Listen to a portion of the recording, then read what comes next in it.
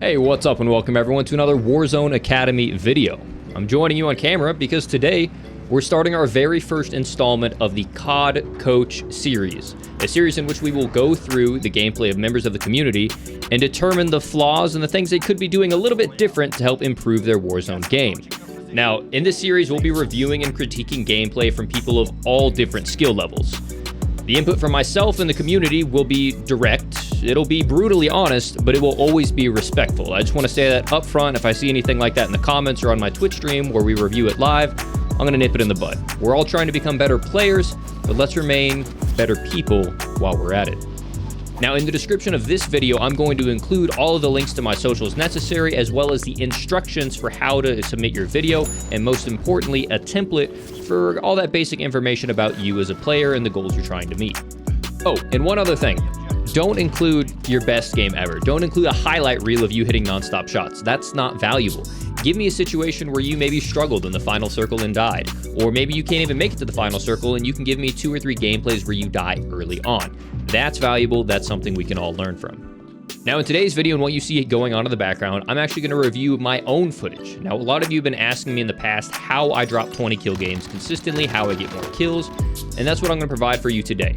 I've got a 20 kill game of me playing solos, and I've got moments of brilliance, and I've also got moments where I screw up pretty hard.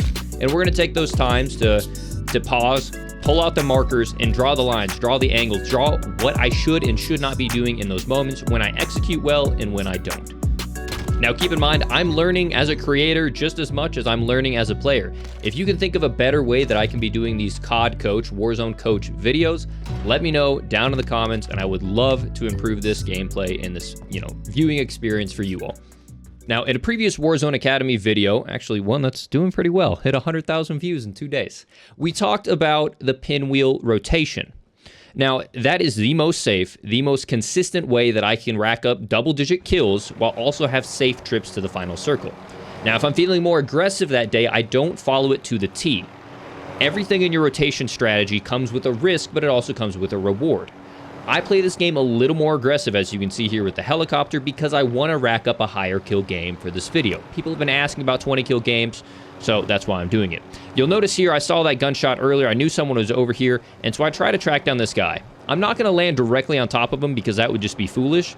I'm going to play things a little bit slower. I've got my HDR. I know I can win this gunfight. And so here's what I do. Notice I'm not peeking this guy with my sniper. I don't want him to know that I have a lens flare. I'm pulling up with my Uzi. I'm trying to get some situational awareness, understand where he is. I wait. I think I see him. I confirm it.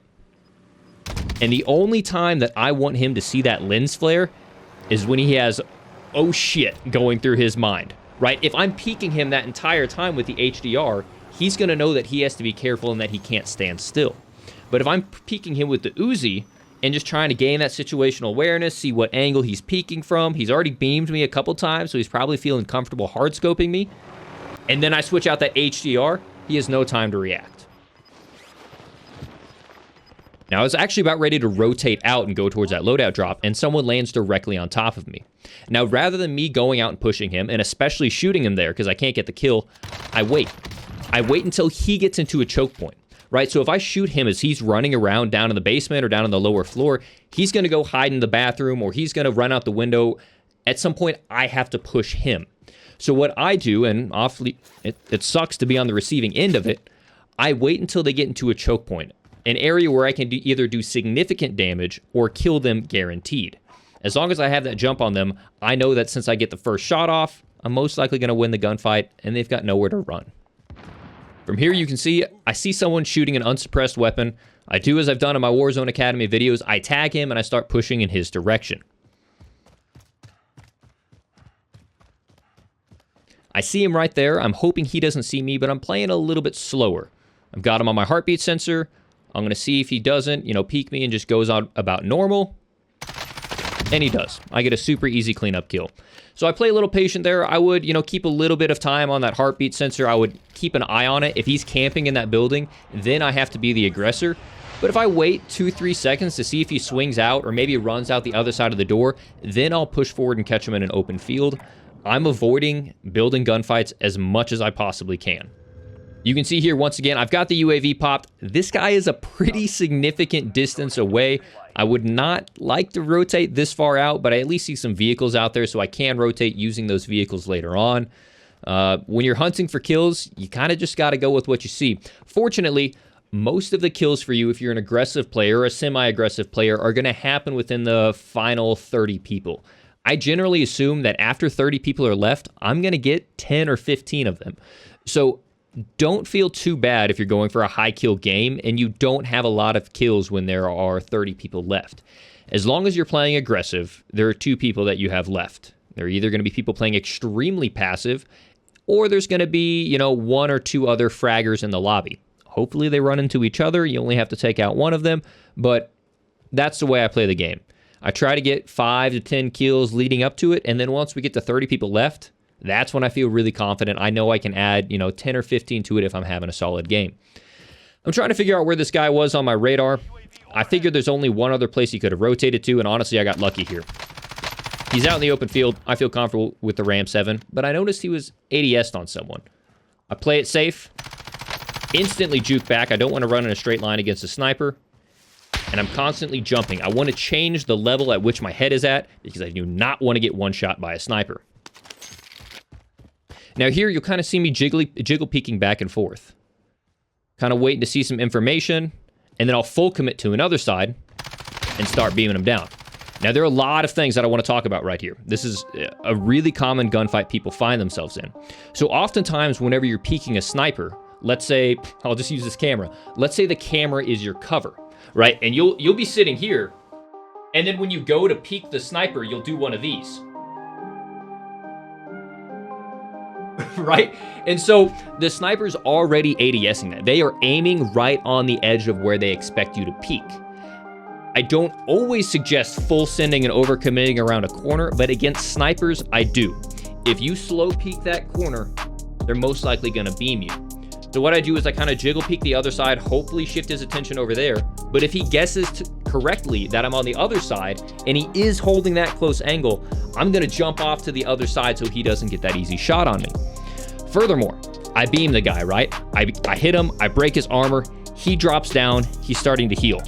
Let's think, what is he going to be doing in this situation? I'm going to assume he's a really good player, right? If he's a bot, whatever, the fight's easy. I don't have to think about it. But I'm assuming he's a really good player.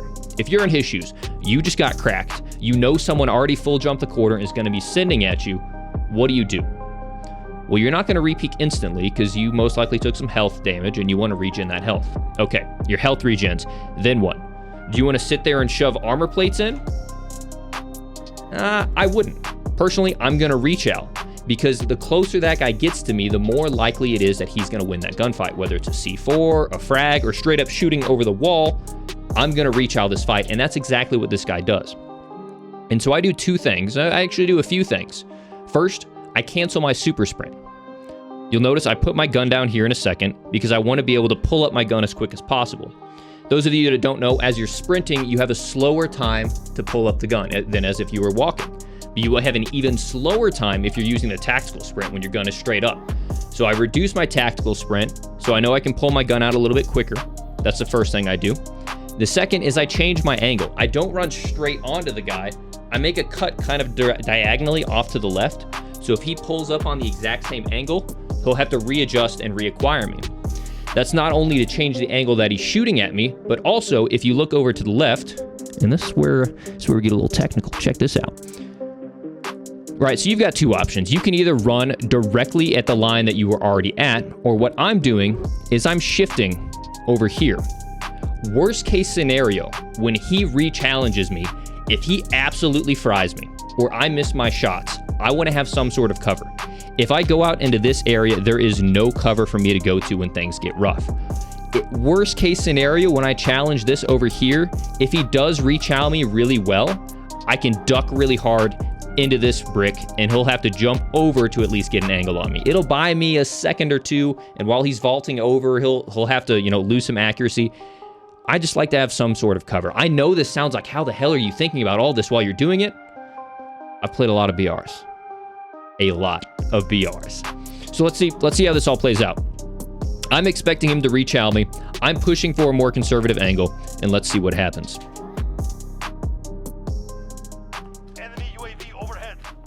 Boom.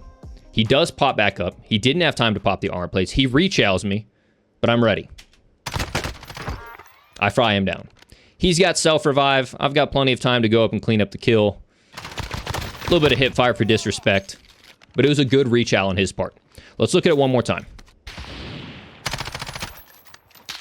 I keep moving around.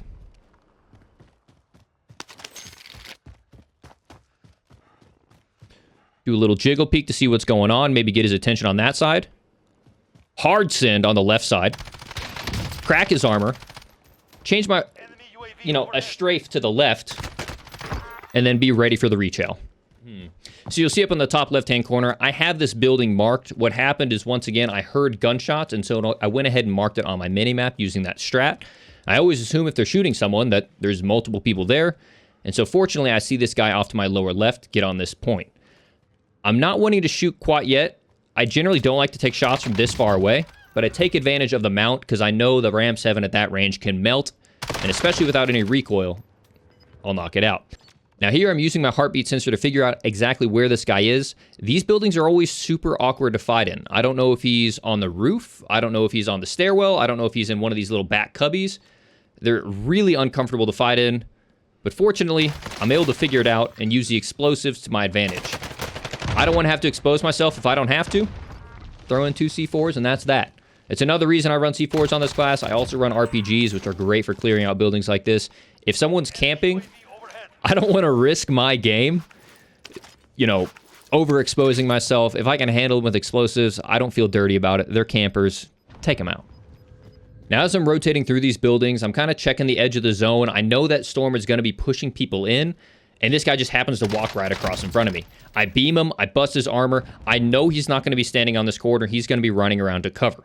So I just chase him. I do the full ego challenge. I hear him busting through the door, so I know he hasn't had time to armor up yet. And once again, I said I hate these buildings. He's going to hate them too. It's a really dirty strat. I've only done it a couple times, but since I figured it out, it's the only way I like clearing out these buildings if I know they're up in that kind of middle ground. Please don't do this to me if I'm up there. Please. Now, this is a really important moment right here. I just got the notification that the Gulag is closed. I'm seeing the loadout drop. I'm safe. The zone's not going to move in for another 30 seconds. At first, I'm trying to, figure out if there's anyone going to be pushing me, anyone rotating out. And as you should, don't full send like a crackhead. Take a moment, prone out, and I'm kind of talking to myself. I'm trying to figure out, all right, where do I want to rotate to? As I look over off to the right side, I know that I'm going to end up putting myself, if I'm over here, oops, let's pull this out. If I'm over here, I'm going to end up putting myself out in the open to everyone. Someone on top of a train station would have a heyday sniping me. And so while I generally don't like to play inside of buildings, this is full up open field. There aren't many trees over here. There's not a lot of hard terrain that can give me cover. I'm going to be screwed. And not only that, I have to rotate out through these buildings in order to get there. And so what I end up deciding is I'm going to do the pinwheel rotation and push in over in this direction. So as I'm doing the pinwheel rotation, I'm kind of looking around and I see something pop up on my radar. And more than anything, before I get too eager, I always clear off like over a hill, anywhere that could be a potential close, peak. If I were to, let's say, push this guy that I see right here, and then someone's right behind me, I would never forgive myself. Once again, I wait. I'm patient. I could take the shot, but I wait until he stands still for a moment. Don't rush it. Oftentimes when you shoot too early, that's going to give them time to escape and get the kill on you. Because obviously when they get shot, it gives a direction location. They know where it's coming from. Now, fortunately, I was able to kill that guy before he purchased anything, so I have plenty of money. I'm sitting on $15,000. I've got my loadout. And so I pop a UAV. And I see a guy sitting on the very edge of the zone. I know he's going to get pushed into me, but I also know the layout of this building. It's a two-story building. There's not many places he can go, and so I start chucking RPGs in there. As soon as I don't get that second hit marker, well, there's only one other place that he could be, and I get a really easy kill. He makes a really smart play and drops cluster strikes on top of himself. That's actually a really big brain play for him, but I just narrowly make it out in time. He snaps off my armor, but I get the easy kill, which is fortunate because I hate people rotating in behind me. So check out this decision I make right here. Right, I've got a UAV already bought. I go ahead and pop another one, and then I quickly buy another one, but I realize that's a mistake, and here's why. When I check my radar, I see there's only one other individual on the map that doesn't have Ghost. So I just burned my last UAV because I'm not going to find much value out of it, and I buy a precision airstrike. I wouldn't have had enough money to buy a precision airstrike and a UAV, let's say pop an advanced UAV, so I went ahead and got the precision airstrike. Because I know where one guy is, I've marked him, and then I'm not going to get any more value out of UAVs the rest of the match, so I go ahead and buy a precision airstrike. From there, I go ahead and proceed to take on the high ground. I see someone running around with, a truck, which is terrible. Bonus news, in solos, are actually going to remove the trucks from the solo mode. So that kind of gets rid of the vehicle meta. I think that's a great decision by the devs. So no more Big Berthas in solo. Look forward to that. I almost fell off the edge there. I would have been so tilted if I did. And I kind of make a mistake here. All that time that I was talking about not shooting without knowing that you'd get the kill, I did it. I think partially was because I wasn't sure if there was a good way that I could push up in this dead space, and if he were to see me, he could beam me down, so I was hoping I could get the kill. It didn't pay off. I put myself in a bad situation here.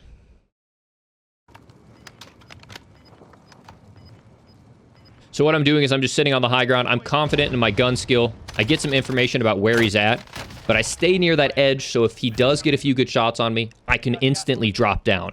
There's no reason for me to stand top center of that thing. I want to be somewhere where I can instantly drop down and get into cover if I need to. Fortunately, I hit my headshots. I win the gunfight. All right, so here we're in the final circle. Everything's closing in. I just go ahead and put my airstrike down somewhere. I want to get use out of it before, it would end up striking me. I try to beam this guy. It doesn't happen. I down someone with my airstrike. I crack the armor of the other guy, but no kills. And now I'm playing a little slow. I've got a great high ground position. My plan afterwards is to maintain the high ground and get onto that white roof, but I want to make sure I don't have anyone shooting at me on my back, so I'm going to wait until that gas just forces me into that jump. Fortunately, with that patient play, I'm able to find someone sitting there, and that's a quick cleanup. I pull my chute as late as possible to avoid gassing. All right, we'll talk about that. I pull my chute as late as possible because I don't want to loiter up in the air. In this gunfight, admittedly, I got a little lucky. This guy was running through and I wasn't ready for him, and I think he may have died because of that gas mask animation. As you're coming out of the zone, I think he was ready to ADS me. He's shooting, and then all of a sudden he misses all of his shots because he's hip firing. Sorry, dude. I win those.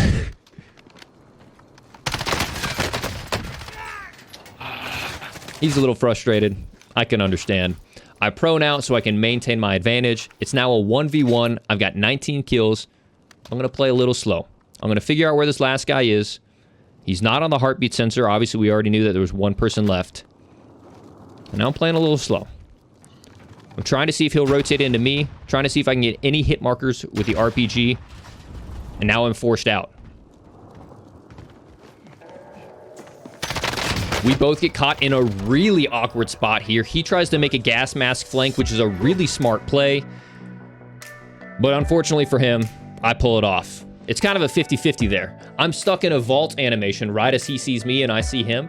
But he's stuck in an animation of ripping off his gas mask. So it's whoever can get that shot on quicker. And fortunately, I'm able to pull it off. One more time, he makes a pretty 200 IQ strat. If you think about it, he had one of two places he could go.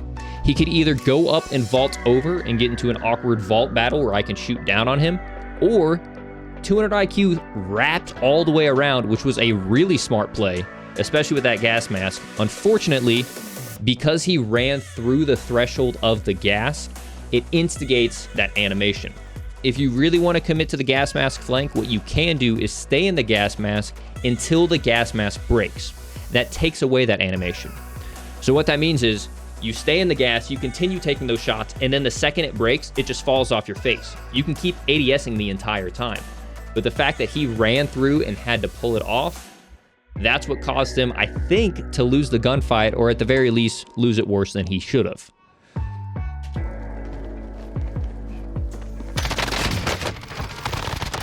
I still had quite a bit of armor and all my health, but he could have played that a little bit better. Nice try on the flank, though. So guys, that wraps it up.